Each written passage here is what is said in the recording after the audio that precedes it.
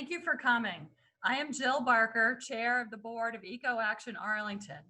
Please join me in taking a moment to acknowledge that this meeting is being convened on land once occupied, many believe, by the Potomac people, Native people. Gulf Branch Nature Center holds the only exhibit of Native American artifacts in Arlington, endorsed by the Virginia Indian Heritage Trail, a document written by Virginia's modern Native peoples, whose inscription reads, "For our elders and our ancestors, whose voices were silenced, but whose courage created us."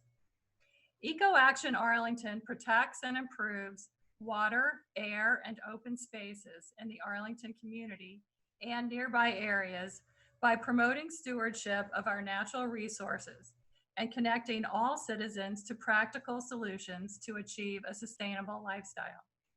I invite you to become a member of EcoAction Arlington for only $35 and to attend a members-only digital social event on July 28th. Members and non-members alike are invited to plant a tree through the Tree Canopy Fund by applying before June 29th. The opportunity reoccurs every 6 months. Everyone is invited to apply for the fall class of Energy Masters by September 15th. The award-winning Energy Masters program promotes a more efficient and sustainable community by training volunteers in energy efficiency and water conservation techniques and improving the homes of families living in affordable housing apartment buildings. Please sign the petition requesting the county board to implement a plastic bag tax. We are striving for 1,000 signatures by November 14th. We also invite you to visit our YouTube channel to view a recording of the environmental justice presentation by the NAACP's Karen Camplin regarding the disproportionate impact that environmental degradation has on Black Americans. All of Arlington, all of Arlington mourns the death of County Board member Eric Gutschall, and we offer our deepest condolences to his family. His death is the reason for the special election. In honor of the highest democratic ideals, the organizations sponsoring this forum desire all voters to learn the candidates' positions on environmental issues. I would like to especially thank Joan McIntyre, Carrie Thompson, and Elizabeth Douglas of EcoAction Arlington Board, as well as the following co-sponsors for working so hard to produce a meaningful event: Arlington Independent Media, Arlington Regional Master Naturalists, Audubon Naturalist Society, the Coalition for Smarter Growth, Interfaith Power Light, Leaders in Energy, SustainableScoop, and the Tree Stewards of Arlington and Alexandria. Our moderator for this event is Executive Director of Leaders in Energy, a nonprofit that she founded and which is one of the sponsors of this forum. Leaders in Energy works to advance clean energy and sustainable solutions for a greener economy and a sustainable world. We welcome Janine and all of you to this forum. Thank you again for coming. Thank you, Jill. It's super to be here, and thank you for your introduction. So we really appreciate our audience joining us this evening to hear from the candidates who are running for Arlington County Board and their positions on important environmental issues. I want to remind you that the election will take place on Tuesday, July 7th, and we urge you to make sure to cast your vote. So we'd like to welcome our candidates, and I think I'm seeing them here in the screen. We have Bob Cambridge, Susan Cunningham, and Takis Karantonis. And we'd also like to thank them on behalf of EcoAction Arlington and our co-sponsoring organizations for taking part in this event. So look, guys, we've got a packed agenda this evening. I'm going to go over the forum rules so that we can get underway momentarily. And also I want to see, it's so great to see all your faces here, but maybe once we move to the opening remarks, you could close your cameras so that we can focus on the candidates. But you know, we love seeing you guys, nothing personal. Just when we actually get started on the forum, let's just maybe see if the candidates can be front and center. So our evening's going to be divided into 3 major elements just to give you a lay of the land. So first, they're going to present their opening statements in alphabetical order on their environmental priorities, and they're going to each have 3 minutes for these statements. Second, we're going to ask a series of questions on 3 themes. And I think we've done a really great job of covering some really important areas here. Climate change and smart growth, including transportation, energy, and buildings. Resilience and equity, including stormwater, renewables, and environment. And natural resources, including trees, parks, and waterways. So hopefully there'll be something here for everybody that is of interest. And if not, well, we're going to have even more for you. But at least on these themes, we are going to include 1 overview question and 2 follow-up questions, totaling 9 questions. Each candidate will have 2 minutes each to respond to the overview question and 1 minute for each of the follow-up questions. Then, lastly, we'll ask 6 questions as time permits on a range of additional environmental issues. So hopefully there'll be something for everyone here, and each candidate will be allotted a 1-minute response. I want to say that we've also appreciated all the advanced input from our co-sponsoring organizations and audience members on formulating tonight's forum questions. Now, please note that no live questions will be taken during the event. However, the chat box will be open if you wish to use it for any of your own discussions. And feel free, if you want to identify yourself by name and where you are located in Arlington in terms of your civic association, feel free to do so in the chat box. I'll give a shameless plug for Douglas Park because that's where I'm located in Arlington. It's a great neighborhood. So just a couple more rules and then we'll get ready to roll here. The candidate order will be rotated when answering questions, and a 30-second rebuttal will be permitted if a candidate answer specifically mentions another candidate.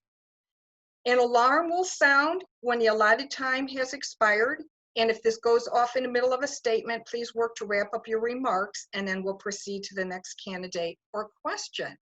I just have to say that I was talking with a neighbor of mine who mentioned that she had an Alice in Wonderland alarm, and she played it for me, and it says, "Off with their head." But I'll let you know that we'll have a much more moderated alarm. This forum is on arlingtonmedia.org. It'll also be broadcast several times starting next Monday by a number of media entities, including AIM TV and Comcast Channel 69 and Verizon Channel 38. And you can check their websites for details on a replay, dates, and times.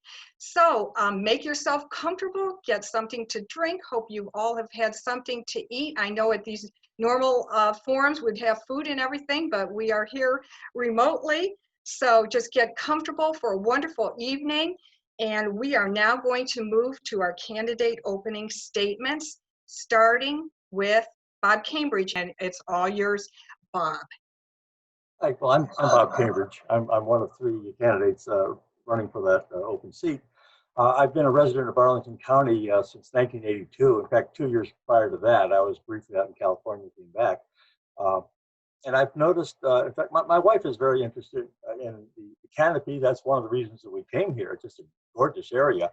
She had grown up in the high Sierras. It's desert out there in Northern California.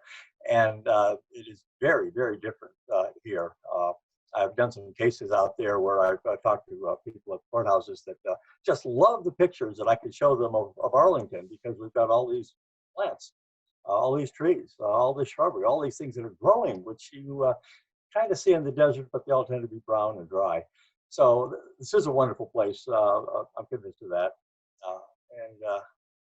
Anyway, we have noticed over since 1982 at least one sad fact, and that is that the marvelous canopy that pretty much defined the neighborhoods around here, we're losing. And it's not just English ivy, which does kill the trees, but an awful lot of trees have been cut down, and when they're replaced by something that's going to grow real fast, so you'll have a moderate tree maybe very quickly. I think that's what the developers want. They don't appreciate the fact that a 50-year-old oak tree is worth a lot. Now, if I grow up, plant one now, am I going to live to see it reach its full majestic height? Maybe not. My kids will. My grandkids will. That's important. that is something that I'd like to leave to them. I do try to plant some trees just because it is a good thing to do, and because if you put in an oak, you are leaving something that's going to be there for a decent amount of time. That's important. So I appreciate very much everything that your group is doing. I know there's a lot of other groups that are very much concerned about the environment also. I've got a website, bobcambridge.com, and I have posted there responses to a lot of other groups' questions and my answers. And frankly, a lot of them relate to the ecology of the area, and I think they're important. And you'll see what the answers have been all along. You'll find equivalent answers tonight. I'm going to quit here and give you an extra 30 seconds because this is something where I'd like more questions, and I think we will get an opportunity to do that. I have, by the way, put on the chat thing, the bobcambridge.com website, but also my email, which is bcesq@verizon.net. That's Bob Cambridge, and I'm one of those attorneys at verizon.net, bcesq@verizon.net. If you email me, I will respond. I've been fairly good at getting that done within a day or two. And I've gotten some great ideas from people who have written and said, well, that's okay, but that's what I'm here for. I want to hear. And I do learn a lot more when I listen to you folks than when I talk. So I'll quit talking now. Thank you. Thank you, Bob. And now we will proceed to Susan Cunningham for her opening statement.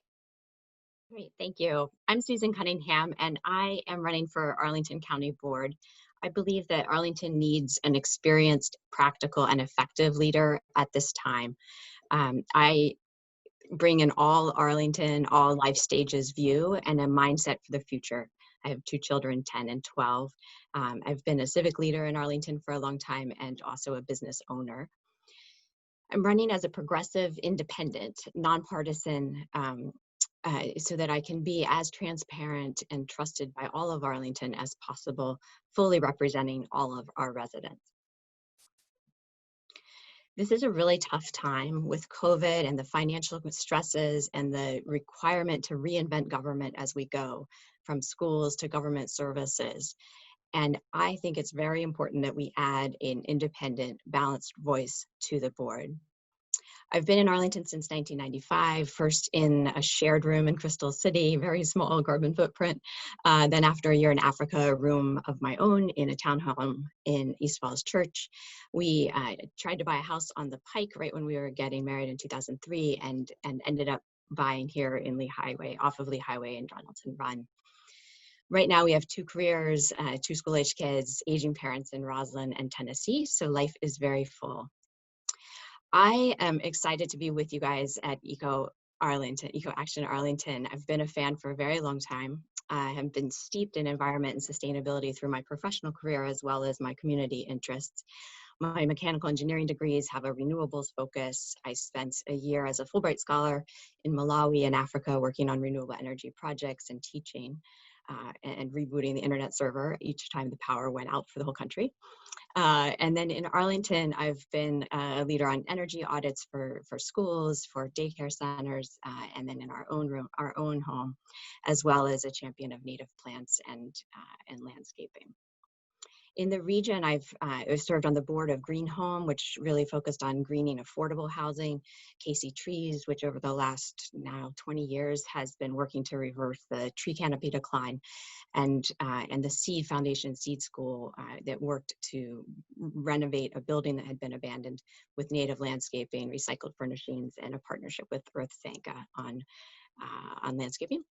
And then globally, I spent a good chunk of my career leading sustainability for Gensler, where I helped developers and education institutions and residential developers as well in doing net zero and self-sustaining and biophilic design.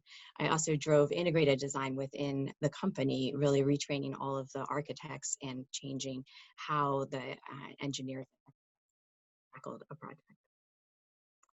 I also bring a great deal of qualifications across all sectors. I have been a federal executive. I have been a business owner. I've worked as a business advisor. And then here in Arlington, I have chaired the Ham Middle School, BLPC, the Building Planning Committee, and also serve as one of the founding members of the Joint Facilities Advisory Committee. So I would just close with saying these are tough times and resources are tight. Our natural resources are as important as anything, and we really need to focus our efforts and each decision that we have in this coming couple of years as we navigate COVID to make sure that we're also making progress against climate change. I'm excited to bring my experience to the county board at this critical time, and I hope you'll join me at susanforarlington.com. I look forward to the questions and hope to earn your vote. Thanks. Thank you very much, Susan. And now we'll proceed to Takis Karantonis. Thank you and good evening, EcoAction Arlington. Thank you for hosting this debate tonight. Among the moments I distinctly remember when I landed with my wife, Lida, in 2007 here in Arlington, is when I tried for the first time to volunteer for something. It was an invasive plant pool organized by Arlingtonians for Clean Environment in the Potomac Overlook Park. I felt like I returned home, literally. In fact, this is exactly what I honestly wrote when I asked to join the board of directors later. I actually know Arlington, and I learned to know Arlington from this side, from its environment, from its parks that needed ivy removal, from the streams that needed cleaning, from its citizens that needed to be shown the benefits of recycling and why plastic bags are such a horrible choice, and why walking and biking is good for your health, your soul, and our climate. Why fighting against climate crisis starts at home every day with behavior modification. When I got to know the amazing group of people who would deeply understand all the above and would literally invest entire volunteer lives to elevate, preserve, and protect nature and connect, as stated in NACE's mission statement, all citizens to practical solutions that achieve a sustainable lifestyle. So I'm running for Arlington County Board as one of these people, with a sense of responsibility and the mission to make climate response and community resilience the driving ideas behind every aspect of our local government and all actions that we take. When I advocate, and I worked on this, for efficient, balanced growth on well-served public transportation corridors, I see aggregate and per capita carbon emissions reduction. I see breeding grounds for a new decarbonized economy and green jobs, where technology serves to preserve resources, serve communities, and improve quality of life for everyone. When I talk about walkable, complete neighborhoods, as I did when I invested all my civic experience in civic planning in Arlington, when I talk about a town of proximity, I see desirable places that respect and protect natural resources and simply work better for everyone. When I say people first, in reference to the serious consequences of COVID and the inequalities that we have to be addressed today, I see this, the inequalities, the racial inequalities as well, the health inequalities, and the inequalities in the access to natural resources. So sustainability, like everything in Arlington, is a matter of us all. It's a matter of shared values. It's a matter of how we communicate and we work together, all stakeholders in our society. We pride ourselves to be a diverse and equitable and green community. And this special election is not really just about the deliverables of governance, but about the values and restoring trust in government for all Arlingtonians without exception. So I'm looking forward to the detailed discussion today. Thank you very much for all of your opening statements. We will now move to the question portion of our program on our three themes. And our first theme is climate change and smart growth, including transportation, energy, and buildings.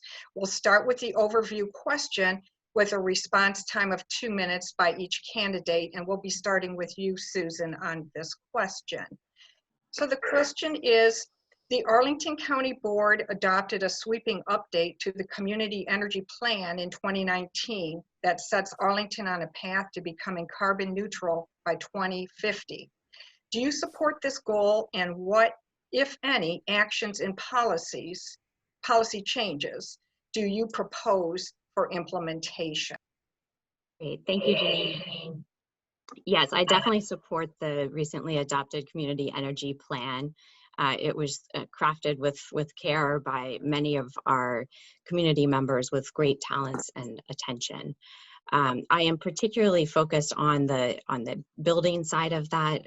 Again, about 80% of our energy use comes from buildings in Arlington, and that is the place to move the needle most. We have a lot of programs to support new buildings and to encourage some additional energy efficiency in new buildings. I would propose that we both bring that level of requirement up by increasing the building code requirements, as well as requiring LEED or not giving density for LEED at least, and then really get on top of existing buildings, whether they're newish or very much not new, so that we have a robust building commissioning and recommissioning program with publicly available energy usage data and goals for each community. I think that that sort of transparency and engagement with each of the stakeholders will serve us well and create good results. I think finally, I should just emphasize that I'm a planner, and I'm not a planner, but a doer. I'm an engineer, mechanical engineer, and I have worked with owners of all types to make these kinds of changes and to get at the very front of the wrench where the work really is done. Thank you. Thank you. And Takis will now proceed to you. Sure.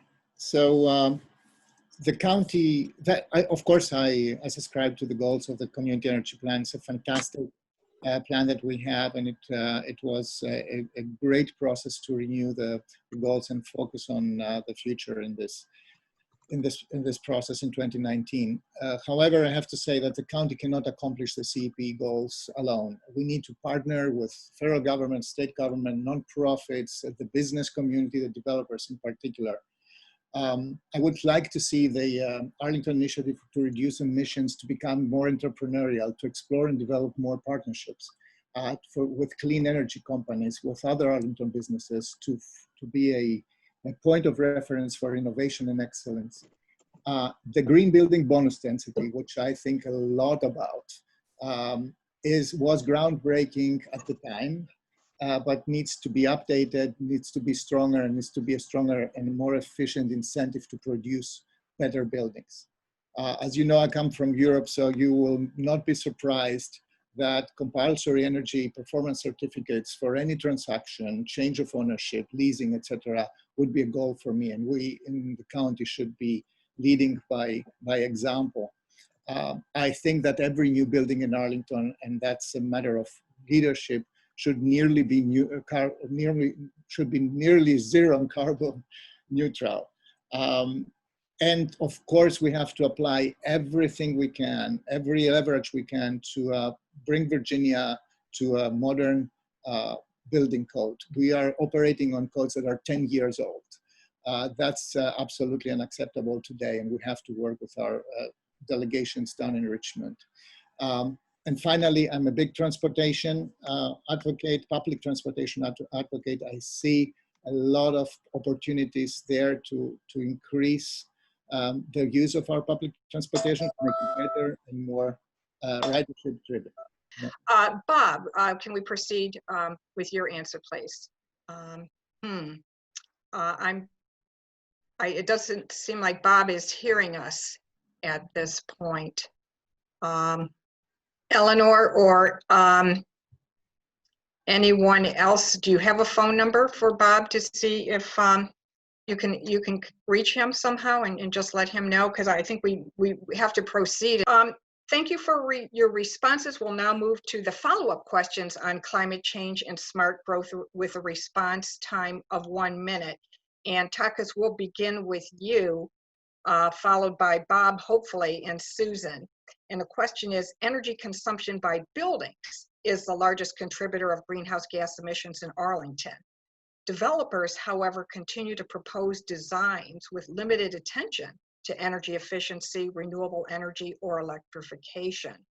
What, in your view, is the best approach to get developers to maximize energy efficiency and reduce or eliminate reliance on natural gas for heating and cooking in their projects in line with county goals? Again, Takis, we'll start with you. then follow by Bob. Hopefully, if we can communicate with him by that time, and then Susan. I think that every single site plan that comes before the county board has to be scrutinized as to applying the best possible technology. But again, we have to incentivize developers. I mentioned before updating and making it more, improving the green building bonus density incentive, and focusing on updating Virginia's building codes. I think Arlington should apply its leverage in Richmond in good coordination with our state delegation in the General Assembly to bring Virginia's code to current standards. It's absolutely unacceptable that insulation, for example, is still subject to 2009 building code. That cannot continue this way. I really think that this is a matter of leadership from the Arlington County Board, and I believe that the Arlington program for reducing emissions can lead the way here. Very good. We're still trying to get our connection with Bob. Susan? I think I've got two connections. Oh, fantastic. Yeah. Okay, and then I didn't hear the question. Okay. In fact, I didn't respond to the last question either. I'm sorry. Did you mute the other line? Okay. I did. Oh, you did. Okay, thank you, Eleanor. Okay. The question is, energy consumption by buildings is the largest contributor of greenhouse gas emissions in Arlington.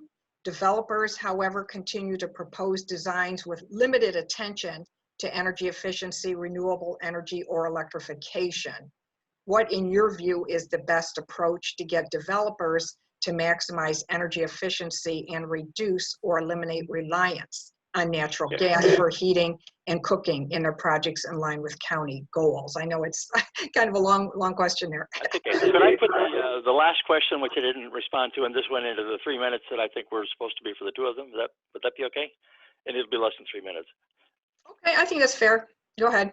Okay. Well, again, I had a lot of experience. I'm an attorney. I've done litigation. I've been general counsel for several companies. I've been around. I was a teacher over at CIA for a while, teaching information science. I've worked with the intelligence community. I was in the Army. So I do have experience. One interesting thing I've noticed is that every time that there's some legislation, it's then implemented when? After the legislation has been written. And it's being applied to facts that haven't even happened yet at the time it's done. And this is an example of it, because the CEP was done in 2019 prior to COVID.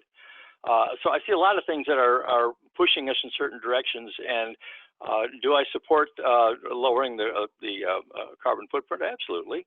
Do I think that the CEP is the way to go? Probably not as a recipe as to how we ought to be doing this, because a lot of things have happened, particularly COVID and budget crisis and other things. On the other hand, insofar as it shows where we ought to be trying to go, yeah, absolutely, and that's always a good thing. I did have some experience in Japan. I was there for 3 years, and there was a guy, W. Edward Deming, who came up with some management techniques. They weren't used here, but the Japanese used them. I don't know how many of you are old enough to remember when Japanese cars were not only a lot cheaper than American cars, but far better built. And that does make a difference. The secret is not to just get in there, do it right, and then walk away. It's to continually, every day, every time you try to do something, try to make it better. And oh, by the way, don't try to make it perfect. This is not a perfect world. Just keep making it better. And that's what you're doing with your efforts. And that's what the CEP suggests we ought to be doing. And that's the way to go. And that's the way to tackle this particular puppy. So, that's what I would like to see. And that's what I think we need to see. Continue the sales efforts, continue the talking, continue making information available. Because, for example, to a contractor, it is to your advantage to put the trees in. It is to your advantage when the community is behind it to lower the effect on the environment. When you've got as many people who are interested and believe in it and are for it, and you're selling to them, then do it. Oh, by the way, you could also put some, if you can get the community behind it, some code provisions in there too, if that makes sense. And I wouldn't oppose such things. On the other hand, we are a city that is a very attractive place to come to, and so there is going to be more density, and I don't see a way. I mean, it's not my place to tell someone they can't move here. So, that's going to happen. The question is, well, can it be done in a way that not stops it dead, but redirects it in a way that is more environmentally friendly? And I think that there is a couple options. Look on my website, because I've got some suggestions for things like, would you believe, underground housing, which actually is very environmentally friendly and is something that was being looked at a lot back in the 70s. And I think it's still a good Bob, we idea. did get a timer, so, and I noticed you've been delving into some wonderful issues that we're going to be having some questions on. So, hey, I'm so glad you're able to come back in, and we'll now move to Susan. Susan, just a reminder, we're back to the 1 minute now on response. I apologize. No worries. Do you want me to repeat the question, Susan? Are you okay now? No, I'm good. Okay, thanks. Yeah, so I think working with building owners as well as building occupants, frankly, because they also drive the energy usage, Okay. is a delicate kind of partnership. And I would say particularly for the developers and the owners of the buildings, the best thing we can do is make their tenants and their customers demand following the community energy plan. So you want to create an incentive for them to attract customers by having good energy practices. We can do that by spotlighting successes, by supporting them in piloting new things, by having energy report cards that are available and transparent data to the community. Secondly, just making sure that it's easier to do business in Arlington by being upfront about what our requirements are, pushing them to be a little bit stricter over time, but just being real clear so developers can get in and get out and not waste time. And on the whole, I think that my role on the board would be to be the board member who asks questions, not slowing things down necessarily, but making sure that we're getting a good deal for Arlington. I will be an independent voice on the board, not beholden to any party. And Susan, we got the timer on you as well. So I know we only have 1 minute. These are kind of quickies. Yeah, so I would say today's board has kind of fallen into a lockstep and giving a rubber stamp to developers. We need a partnership that's more active and we'll get it done. Very good. Okay, so the last question in this segment on climate change and smart growth. Again, 1 minute apiece. We'll start with Bob, and then I'm sorry. Susan, and then Takis. So let me ask you the question. Transportation contributes more than 1/3 of Arlington's greenhouse gas emissions. How important is it to reduce these emissions, and what actions will you take in regard to public transit and the infrastructure for bicyclists, scooters, and other forms of micro-mobility? And follow up, what steps should Arlington County take to transition to electric vehicles, including moving away from natural gas as a fuel for our buses? And again, Bob, we'll start with you on that.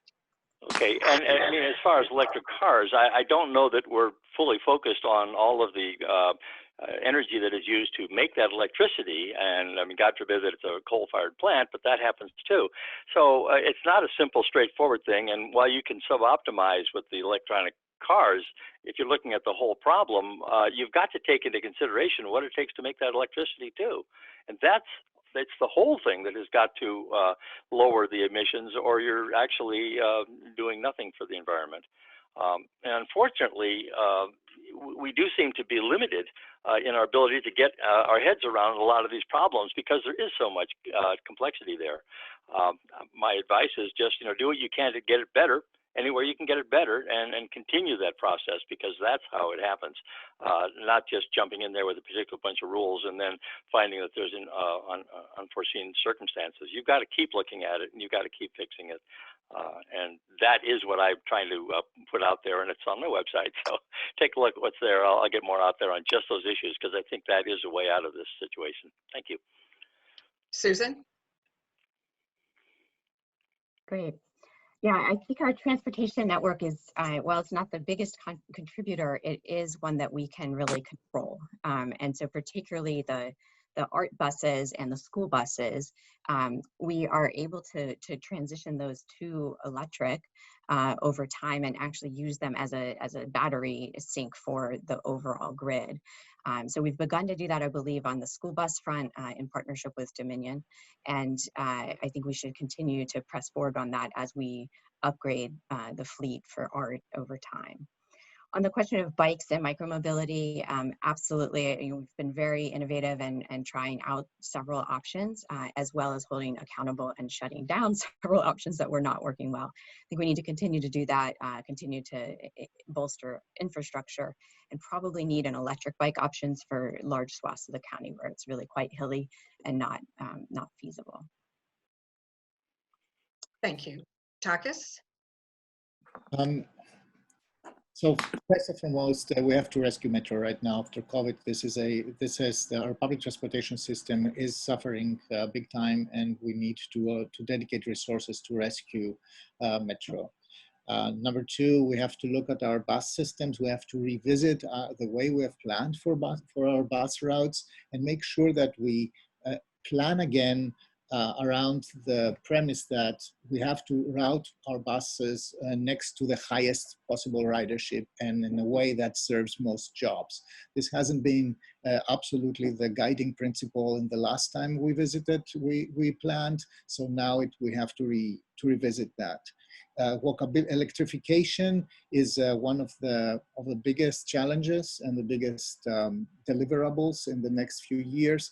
The fleet electrification, both for Arlington County's general fleet, for art, and for the bus system, the way that Susan already mentioned, in collaboration with Dominion, and of course, cycling and walking are critical parts of transportation mix that reduces carbon emissions. Right.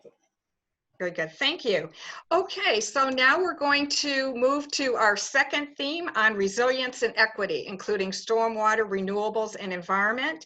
And we will start with the overview question with a response time of 2 minutes by each candidate in this series of 3 questions on this theme. We will start with Takis for the overview, followed by Bob and then Susan. And the question is, will you plan to incorporate environmental justice and equity into the conversation around climate change, resilience, and action in our community? And if so, what concrete steps will you take to solicit inputs from communities of color? Thank you. Sorry, Janine, who's first? I had to unmute myself, sorry. So thank you for including this question in the general questionnaire. Talking about environmental justice is a very important topic, and it wasn't a very common topic in our conversation until now, until very recently actually. So for me, the number one deliverable here is to make sure that affordable housing policies take into account sustainability and invest in sustainability. We have to make sure that medium and lower income Arlingtonians they deserve the investment to relieve them from higher energy costs. They deserve to have housing that is quality engineered and that has the lowest carbon footprint possible and the lowest operational cost possible in order to make it more affordable, in order to house working families on the long term, sustainably on the long term. We have to, this is part of our entire focus on sustainability. Still in Arlington, we have still important health inequities. We recently found out, and we could quantify them. We have a higher incidence of asthma, for example, in communities of color. And this is, for me, an important focus when we talk about access to natural resources, recreation, and nature in general. Third, you ask how we involve these communities. And for me, this is now the moment where we have to review all levels of civic participation in Arlington, in the Arlington Way, in the commissions, everywhere. Not only, we have talked a lot about law enforcement, but right now it's also important to bring all Arlingtonians back to the table to discuss the entirety of our governance and the deliverable of governance to everybody. Bob? The environmental inequalities, I think, are tied very closely to economic inequalities, and that's just an issue that you know, if you can't get to the schools, if you can't get to the jobs, if you can't get to the areas where the activity is, then you are going to continue to be burdened in a way that's not entirely fair. So that's what we need to do. Look for affordable housing and look for a transportation that gets you here if the affordable housing isn't going to meet the need, which it doesn't. I've talked about underground housing. Why? Well, I mean, it's not the answer, but it is a way of coming up with housing that is less expensive and less expensive to maintain and less expensive to for utilities. Hey, by the way, it's even has less of a carbon impact. Check out Watershed Elementary School over in Fairfax. It's been there for quite a few years now. It's an underground building. In the wintertime, they have to vent the heat. They don't have to put in more heat. The students' bodies provide it. So, I mean, is that the answer? Of course not. But it's the kind of actual positive answer that I did come up with because I was interested in that kind of stuff back in the 70s, and I think it's still something that ought to be considered. But I think all of the ideas that are going to get us past this problem are going to come not from me, not from Takis, not from Susan. They're going to come from you.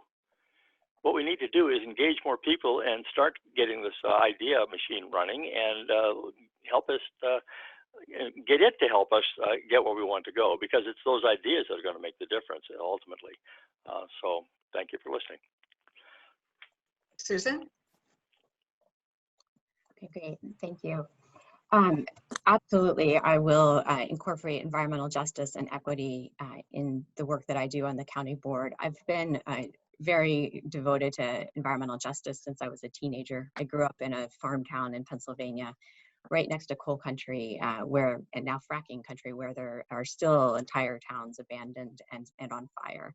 And let me tell you, that smell, that feeling, that desolation, it sticks with you. In terms of how to bring communities of color into the conversation, I would really focus on engagement, on really listening, on distilling what stakeholders of all backgrounds bring, and then finding a solution together, making the compromises and articulating transparently and clearly where we're going. And I think as the Sun Gazette said today, rather than avoid this lecturing and hectoring the public, I will get to practical solutions, stay with the community through the implementation and beyond, so that we succeed together. And then finally, I've been really inspired across this very short campaign by lots and lots of young people, particularly from communities of color, stepping forth and claiming local government as important to them. So I'm really excited to continue to work with those folks as we shape their future. Thank you. We'll now move to follow-up questions on the resilience and equity theme with a response time of 1 minute. And we'll start with Bob, then followed by Sue and Karantonis. And the question is, with our stormwater system aging and struggling to keep up with the demands of continued development, especially in the light of more frequent extreme weather events, what measures would you support to reduce flooding and better manage stormwater runoff and improve the quality of water going into the Chesapeake Bay watershed? And Bob, we'll start with you. It's very few things that are all bad or all good. And I've got to say that flooding last July, a year ago now, well, less than a year, at least told us where the water's going to go and where our problems are. We do need to focus on that. We do need to look at the whole system again. The water is going to absolutely go somewhere. I was in the engineering OCS when I was in the Army, and we did learn one thing, and that is accommodate the water, because it's not going to accommodate you. We do at least know where some problems are, and we're going to continue to fix them. I think that our interaction with the environment is an ongoing thing, and it's not going to be quickly fixed with one look. But if we take the learning that we should have gotten out of the July flooding and apply it and use that insight to attack the problem, I think we'll do better. Thank you. Susan? Great. This is actually one of my top priorities in my platform. So COVID response and then getting started on world-class stormwater and open space infrastructure, as well as schools and county collaboration. We are at a moment, even without climate change, where we need to be making a generational investment in stormwater management and infrastructure overall. You can't get away from it. We are, our community is that age, and things are wearing out and just not meeting the needs. In addition, we've had very rapid growth and have not managed that growth quite as tightly as we should have. And so we have a great deal of impermeable surface that is speeding the rush of water into the streams. What I would suggest is that we really lean into that. Even during the time of COVID, we begin to gather, world-class experts to plan our entire Arlington-wide watershed plan. As we upgrade stormwater and protect life and property, we make sure to incorporate open spaces and trails, and then make sure that we get both the plan and the implementation moving quickly and done right. Thank you. Takis? Yes, this is definitely a priority. Arlington County has already identified, our communities have identified it already. It's not only a North Arlington problem, it is also a South Arlington problem. It's an all Arlington problem. And I think that we have to approach it with reviewing our investment priorities, our capital investment priorities. And I think, and I support the county manager for having already started this. And actually having quantified that over a 10-year period. So I believe that stormwater management has to fit within a comprehensive resilience planning effort in Arlington. I do believe that it's not only that the pressures of climate change are not limited only to stormwater. We do have to combine it with all other pressures that we get from all other stressors that we get from climate change. And we have to apply that equitably across the entire county. I think that focusing on previous surfaces, on tree canopy, on everything that slows down the flow into the watershed is right now a huge priority and deserves our attention. Thank you, Takis. Okay, now we will have the last question in our resilience and equity theme with a response time of 1 minute. We'll start with Susan, then followed by Takis, and then Bob. And the question is, how would you ensure that all Arlington residents, regardless of socioeconomic status, benefit from improved energy efficiency, the transition to renewable energy, improved stormwater and EV charging infrastructure, and greater access to nature? It's a great question, and really one that Arlington is well positioned to get right, and already does to some degree get right.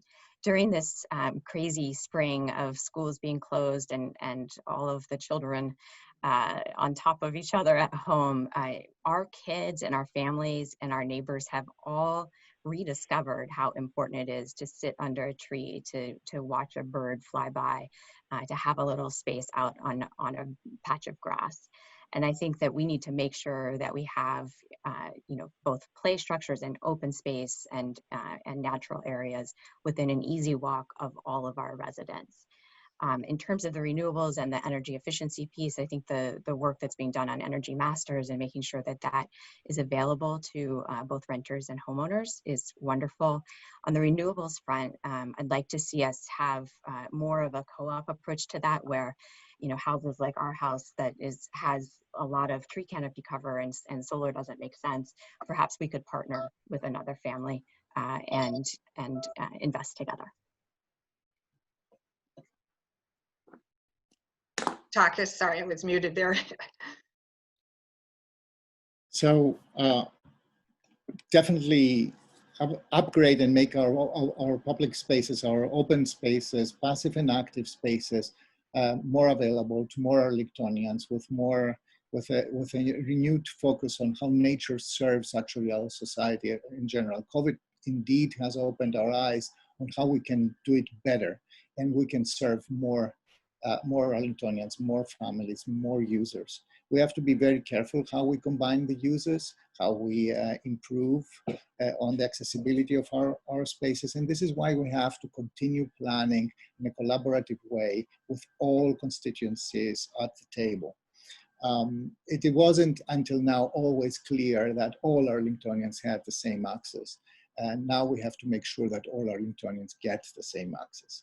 In terms of how Arlingtonians have access to the benefits of renewables, the benefits of efficiency, you know, not only the Energy Masters program, which is an amazing program, also the solar co-ops, and these programs need to be supported by Arlington County, especially to make them more available to lower and medium income Arlingtonians. Thank you. Bob? Listening to Takis, I'm thinking, my gosh, you know, if there is an inequality in access to all of our things, that is racism. I'm hoping that that's not, in fact, the case. If the nature areas, if just the environment in Arlington is improved, that is a benefit for everyone. It should be. You know, more so some than others. I mean, if people can get out there, that's good.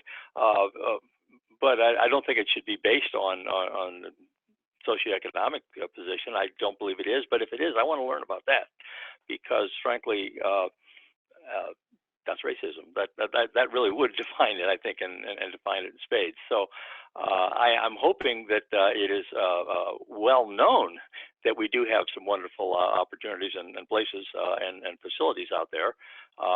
And if that is disproportionately broadcast, absolutely it should be made more widely known. And schools are a good place to start for dispersing information like that too. Other than that, the point is make it better for everyone, and everyone benefits, and including people who probably need it maybe more than others, if that's the case. Thank you. Takis, did you want to respond at all, since Bob had mentioned you in his response? Oh, just to say that, yes, indeed, access wasn't always the, we have to have programs, we have to engage people. I think that we, just because a park is available to everybody, it doesn't mean that everybody has exactly the same and unfettered access. We need to bring in our communities. Our communities live under different socioeconomic stressors.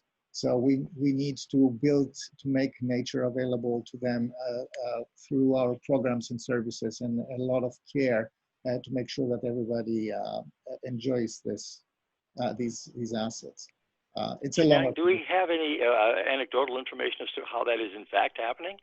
So for example, how we support our nature centers, how we support programming in our parks, how we target this specifically to our lower and medium income Arlingtonians, to the communities of color, how we train and educate kids. And I can tell you one thing from my own experience. When with ACE as a volunteer, I did well, we were going into schools and into 5th and 6th graders, and I had a lot of students who knew, for example, everything about recycling, but and they understood what the watershed is, for example. I was impressed at that, but there were kids that had never visited the Potomac River. So this is how inequality in the access to nature grows. It's just the care to make access available to everybody. Very good, and this is timely in terms of wrapping up our session on equity and resilience, and we are now going to move to our third theme. And hey, I just want to thank everyone for hanging in there. It seems like we've got a good number of participants, and so we're really just making a lot of headway and a lot of interest on these themed questions. So our next third theme is natural resources, including trees, parks, and waterways. And we're going to start with the overview question with a response of 2 minutes by each candidate. We'll start with Bob, then followed by Susan, and then Takis. So here is that question. The county recently joined the Biophilic Cities Network. Do you envision broadening the lens by which we approach private and county development to ensure that Arlington incorporates biophilic design into all of our future planning to create an equitable and healthy habitat for all residents? And what would that look like? Bob. Yeah, my initial, thank you. Am I unmuted? Yeah. My initial concern is we also have a CEP, which was going to budget money for parks for canopy. And I don't believe that any money at all has been budgeted for the past several years. Not that money is everything, but it helps. And so anything that's going to improve the environment is something that we ought to be working toward, but we need to work toward it. And unfortunately, we're also going into a time where money is even going to be tighter now. So I think real creativity, real flexibility, and a lot of support from groups such as EcoAction, because frankly, you're activists, you're engaged, you know the issues, and you care. And I think that last is the biggest part, because a lot of effort, a lot of time is required in these circumstances. I would support efforts like that. I think that the ideas can come from folks like you, because you have looked at the individual problems in detail. And frankly, that's the kind of person who ought to be suggesting this is what we need to do. Thank you. Susan? Yeah, great. I think that there are a couple pieces there. One is, as I talked about, the world-class stormwater and watershed plan for all of Arlington. That really is an opportunity to introduce the biophilic principles and to both in our built environment and in our planned park and open space environment have that interaction with nature that feeds our people. And then I think, and again, I would work with the community to drive demand and appreciation. I think that is the best way to get things done, is to build buy-in by building demand. And finally, I would actually really encourage us to study and consider a move in the organization of how we manage natural resources in the county. Right now, we have trees in the urban forestry program. We have natural resources management plan that's separate. We have parks that's separate. We have watershed and stormwater that's separate. I think that we have a big enough lift, even before climate change, but especially with climate change, that we need to get singularly focused on natural resources, not as a part of transportation, not as a part of the current Department of Environmental Services, which is really a lot of public works, but truly standing on its own and focusing on setting goals and implementing them. Thank you, Susan. Takis? Unmute me. So I'm very supportive, and I'm actually very pleased to see that Arlington has joined the network of biophilic cities. That means that Arlington already has committed to include the biophilic element in its comprehensive planning. And I believe that we have to do a lot of work there. Our major transportation corridors need to be revisited with that under this lens. We have to revisit all our actions and all our planning, having in mind that we have to build nature in.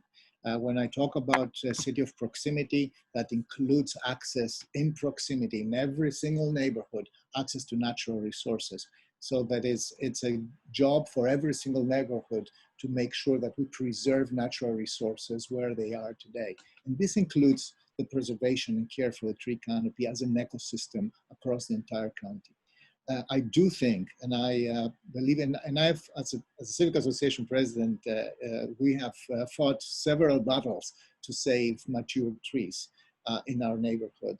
I believe that urban forestry assets in Arlington County, the staff and the resources that Arlington County right now has, is probably a little bit thin spread for the multiple tasks that they have and the many the strong demand that we have.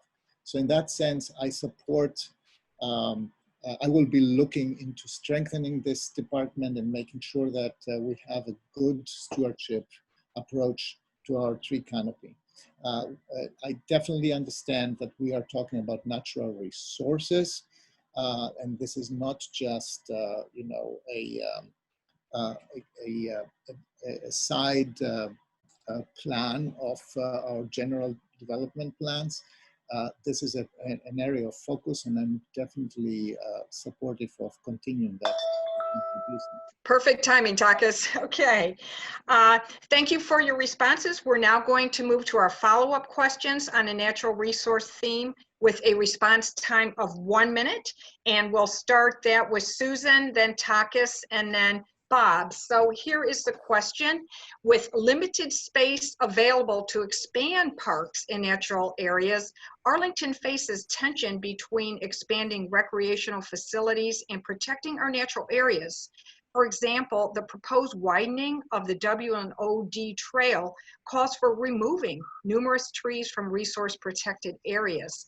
How do you see balancing these competing interests, and how might Arlington acquire or otherwise provide expanded access to parks and natural areas? I feel like I'm juggling. Yeah, you are. You're doing a great job. Thanks. Yeah, so it's a really important question, and I think everyone on this call probably knows how far behind we are in achieving our goals of land acquisition for parks, as well as achieving kind of community goals for balancing active recreation and true natural space, or at least open space that is not artificial or lined for a ball game. You know, it is, I use the word balance, and it really is about balance and about, you know, implementation. We've got to put money where our mouth is if we want to acquire and grow our parks inventory.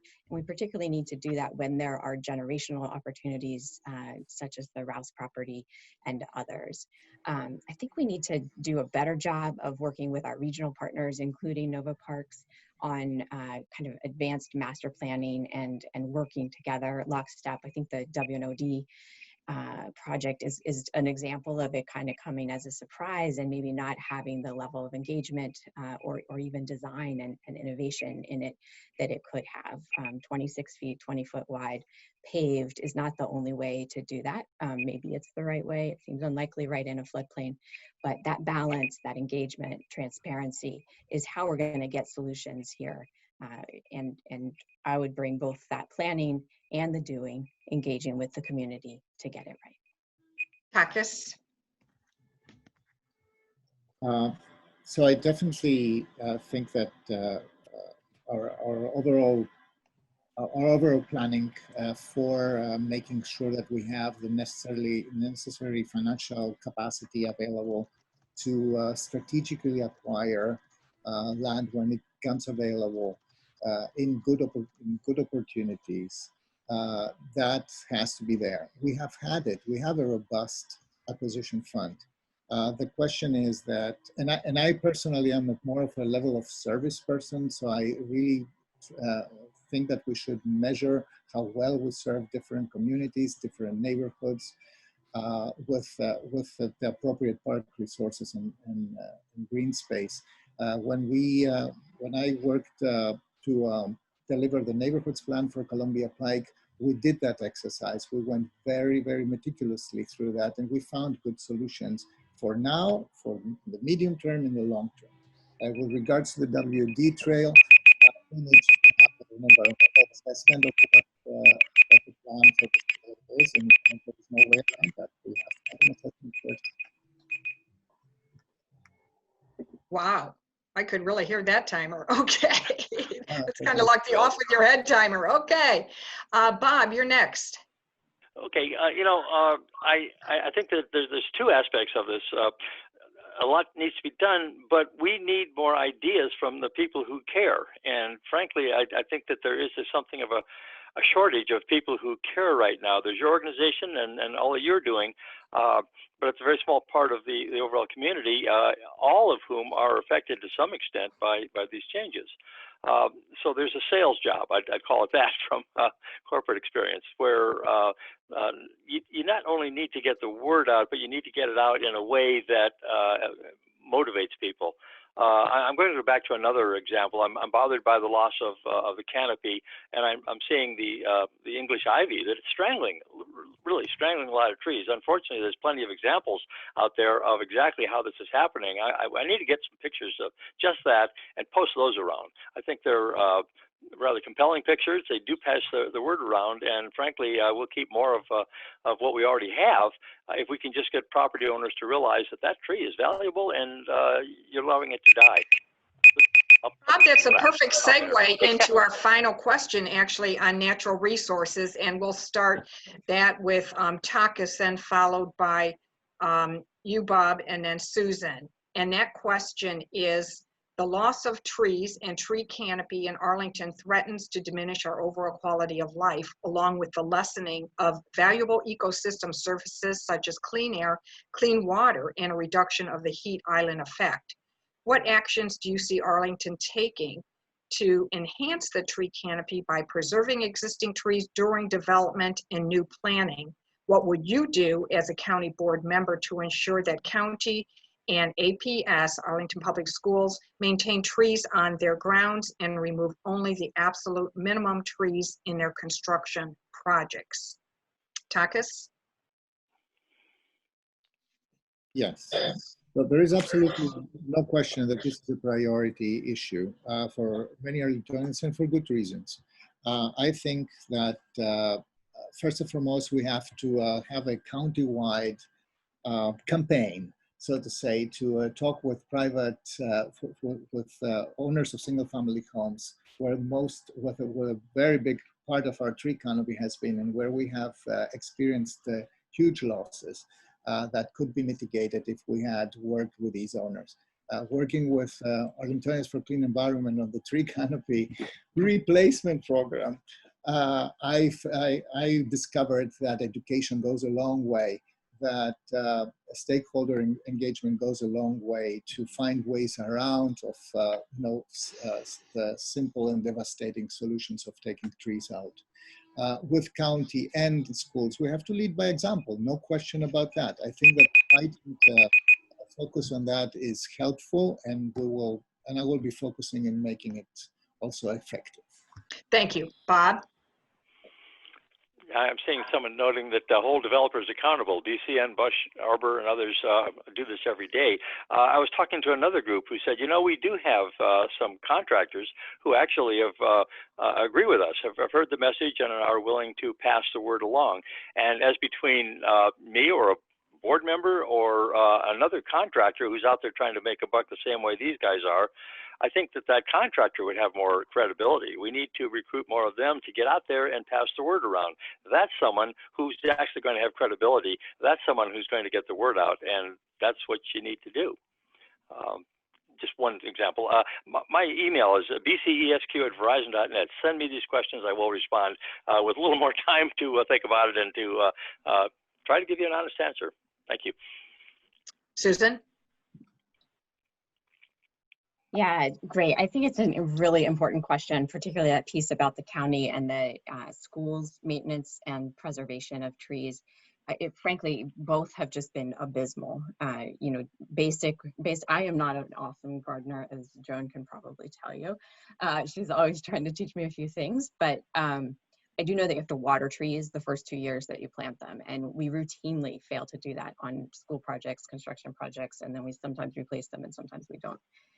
That is an issue of focus and priority, and probably a little bit on funding. It could be in collaboration with nonprofits like yourself and with faith communities and with schools. We've got to get that right in order to make this work. I think in terms of developers, the best thing to do with a developer is to make it easy for them to comply and to make it financially beneficial to do so. So again, focus on the demand from the consumer, focus on just pricing stormwater infrastructure, both natural tree roots and built, so that they will deliver the right pieces. Thank you so much. You guys are really great. You stop when you're supposed to. So it's just wonderful because I can't pull you away in person. So I guess we can just shut you off, but hey, thanks so much. So now we're going to move to the third part of our agenda this evening. And thank you so much for all of your wonderful and interesting responses to our theme questions. Now we're going to move to a series on a range of environmental issues, and they will each have a response time of 1 minute by each candidate. We do have 6 questions. We're going to see how far we can get, and when I hear from some of the other organizers, it's time to stop, or we'll just see how we want to proceed. So without any further ado, the first question, and we'll start with Bob on this, then followed by Susan, and then Takis, okay? So the question is, our current economic model takes resources from the earth, frequently uses products once and throws them away, creating an increasingly unsustainable waste management problem and polluting our air, water, and land. Local governments around the globe are at the forefront of circular economy innovation, seeking to emulate nature by designing out waste and pollution, keeping products and materials in use, and regenerating natural systems. What do you see as Arlington County's role in building and supporting a circular economy? We'll start with you, Bob. Yeah, you know, I've already seen some things that suggest that we are moving in that direction. We had a lot more trash in the past, and then someone over in Japan realized, hey, we can make more steel a lot faster by just melting down the old stuff and reusing it. And there is more thought to that. Unfortunately, the petrochemicals don't break down as readily as metals do, but it is an opportunity, and I think that the private economy is actually looking in that direction and realizing that there are massive savings to be made in just going that direction. Anything that's done technologically that way, I'd absolutely support. Any information that we could get out there and sell this idea should be done. There are a lot of very good videos that are available from those groups, and I make them available to anyone who wanted to see them in the county and put out the information so that they, if they got nothing else to do because they're busy with COVID, hey, try those. They're interesting and they're worth looking at. Susan? Yeah, I think there are kind of 2 fronts, I would say. One is things like composting food scraps, you know, really services that support. So food scrap composting, potentially pricing both our waste and recycling pickup by kind of a fixed price plus additional weight or additional volume, so that the real cost of managing that after a certain point does go back to the end user. In addition, I think that we should do what we can with our small businesses to make it really easy for them to eliminate styrofoam, to reduce the single-use plastics. And maybe that looks like there's an Arlington branded takeout container that can be recycled and returned, reused. It's certainly working on getting the styrofoam out, which I see in a lot of our takeout restaurants. Takis? Yes. So for me, the circular economy approach is a leading. It's actually a way of thinking about how we do everything. For me, one of the most important things that the Arlington County government actually could be seriously planning about is about how we deal with the renewal of our building stock in Arlington. So to make sure that we preserve as much as we can, that we fix and we use buildings for longer times. We have an amazing, not a great record from point of view of the environmental footprint of the way we renew our building stock. Our procurement practices have to be compatible with a circular economy idea. And reduce waste and pollution, design out waste and pollution actually from the system. And we talked a lot about regenerating natural systems and making sure that our tree canopy and all these subsystems of our town are properly cared about. Thank you. Plastics, particularly plastic bags and other single-use plastics, have become a scourge to our environment, polluting our waterways, threatening wildlife, and undermining human health. Would you support a 5-cent plastic bag tax now allowable by the General Assembly and favor further measures to ban or otherwise restrict single-use plastics? And we'll start with Susan, followed by Takis, and then Bob. Yes, again, pricing the pain tends to help people make better choices. So I think the district has had a very positive experience with reducing trash in the river and reducing overall plastics with their bag tax. I think the implementation matters, and we need to be really careful that we're getting it right in a way that doesn't become a regressive tax for our lower income families and residents. Sometimes you need a portable bag more regularly in that case. So we need to address that, but absolutely, I think it's time. I think we can do it. I think we need to think about how to do it carefully. And then for the single-use plastics, that's a little bit tougher. I think straws, again, is quite simple and a good move. For all the takeout containers and others, we've got to have another solution, which I know some cities have been working on, and look forward to EcoAction and SustainableScoop's efforts to make that happen. But I think we have a little bit more planning on that side. Takis? Yes.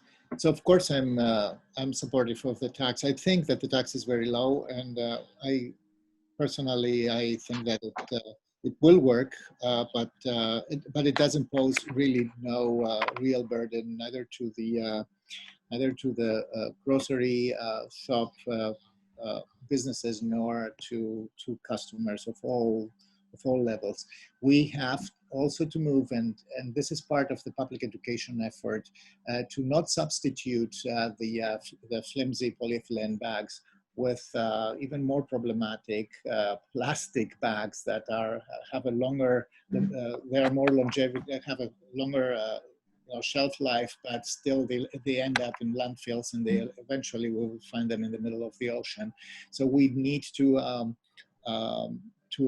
continue the effort to educate everybody that and to push for more sustainable solutions for carrying out groceries in our everyday life. Thank you, Bob. Yeah, it's surprising how a small tax actually turns out to be a lot of money. Well, we're coming out of COVID-19 and we need the money, so I would probably support it for that reason, among others. I agree that it shouldn't be regressive. I also think, though, that we're coming into a time, I remember in the 70s where it looked like we were going to be out of petroleum by 2030, 2050. We're still going to run out. Because it is limited, it's finite, and our need of it is, or our use of it is growing. There will come a time when we can actually mine, as has happened with metals, the plastic, because again, there's only so much of it, and if we need it, we're going to get it out of the landfills. So I'm looking forward to that, but I'm not going to hold my breath. Thank you. Very good. Okay, our next question, and we'll be starting with Takis and then Bob and then Susan. How would you balance strategies such as upzoning to increase the availability of more affordable missing middle housing in Arlington, including for those who work here and otherwise have to drive long distances, with environmental challenges such as stormwater management and preservation of the tree canopy in our neighborhoods? Takis. Yes, thank you for your quick question. A quick answer to that is we have to plan properly, and we have to plan in advance and to run pilots and study carefully where missing middle housing, so gentle density, is appropriate. That means where it is supported by assets like transportation and infrastructure, appropriate stormwater infrastructure. It cannot be anywhere. It has to be along arterial roads that serve the residents of this housing, and that are and that make this housing option, which is a housing option that is market driven and considers and respects the character of the neighborhoods.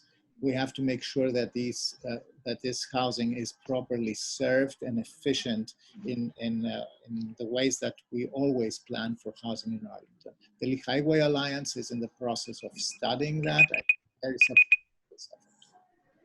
Bob? Yeah, I mean, arterial doesn't have to be the way you go, but coupling density with transportation makes all the difference. Housing isn't just a place to stay, but it's a place from which you can get other places that you need to get to for food, for shelter, for a job. So it's not a simple question. Again, I'm going to suggest that either email me or look at bobcambridge.com, where I've answered similar questions and have come up with a couple ideas, because this is not a 1-minute response. I'm finding that the 1 minute actually cuts off an awful lot of good ideas. And I've heard some good ideas from the other candidates, would you believe? So I want to thank them too. Susan? Yeah, I think the question of upzoning is a tricky one. You know, the blanket upzoning approach tends to actually, and I think in this area, would drive land prices higher, making affordability even harder. So I think that we need to really be strategic about preserving existing housing and incenting folks to keep existing housing affordable rather than doing tear downs. And again, some of those tree questions and others that we've talked about can be of help there. But certainly I do support having kind of a nimble approach to getting some housing options throughout the county so that all of our socioeconomic neighbors at different levels can live throughout the county so that we can be a vibrant community. Thank you.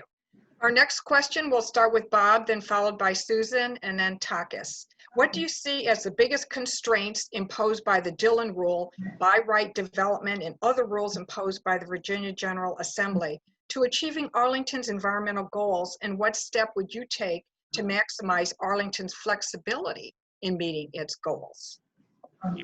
Well, again, if you can do anything you want with your property, as it seems to be consistent with that rule, then the problem really is that a lot of people are not fully aware of what is in their own best interest. So I mean, we're not going to readily get around that without getting a different group of people in Richmond, I suppose, in the short term. Sales does make a difference, and frankly, an awful lot of things that I see people do are not in their best interest. For years, I tried to have as nice a bunch of ivy as my neighbor, and I suddenly realized, you know, the answer is don't keep blowing all the leaves out. You're just taking the dirt with it, and frankly, you're leaving all these spaces, and the people who get the most yard work tend to have the lousiest lawns, and well, not the lawns. The lawns have got a lot of chemicals, but they've got the worst ivy because they're blowing and blowing and blowing. Just let it grow, and it'll take care of itself. That was the secret, and got a gorgeous bunch of ivy now. Take a look, 3806 North 23rd Street. And there's a lot of other things you can do it the same way. I mean, we really don't get rid of all of the yard waste. It's good mulch. Thank you. Susan? Yeah, I think the Dillon rule takes a lot of flack for being the reason we can't do anything. I think sometimes that's true, and we need to be a little bit less status quo and more future vision on that to encourage the state to give us more nimble implementation, whether it's in a small zone first, so like we do with historic districts, or something else. But I would say we also need to hold our staff accountable and our county attorney accountable for pushing on the status quo and seeing, you know, how can we get this done versus why can't we do it? It's a really big difference, and we will not be able to be the community we want to be if we don't challenge the status quo.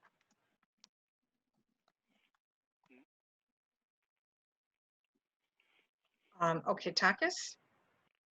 So the Dillon rule is definitely, especially in everything that has to do with environmental policy, very restrictive until now. We have to always find a way to work around that. I do believe that requiring energy performance standards for new construction, including single-family homes, by right single-family homes, would be a nice thing to have. Being able to hold new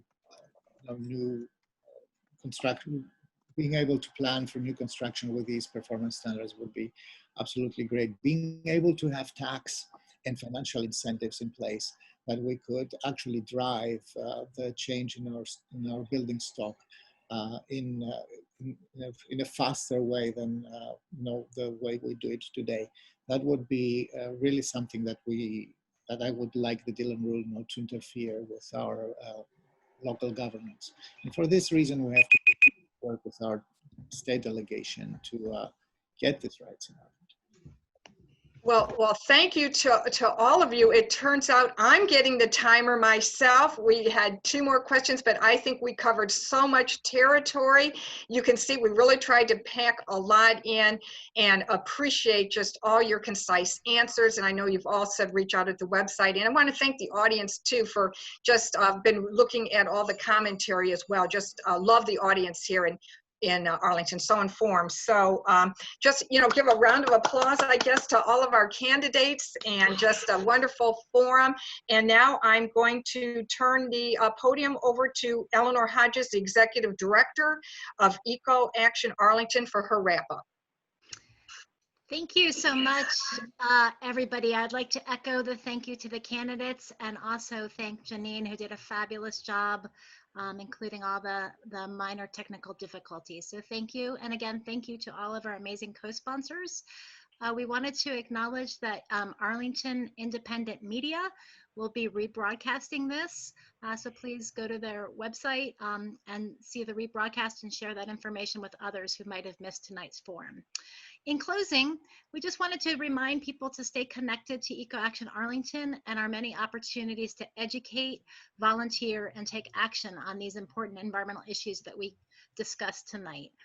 We're looking forward to the opportunity to do some actual service in Arlington this fall with the International Coastal Cleanup that's going to be taking place on September 12th.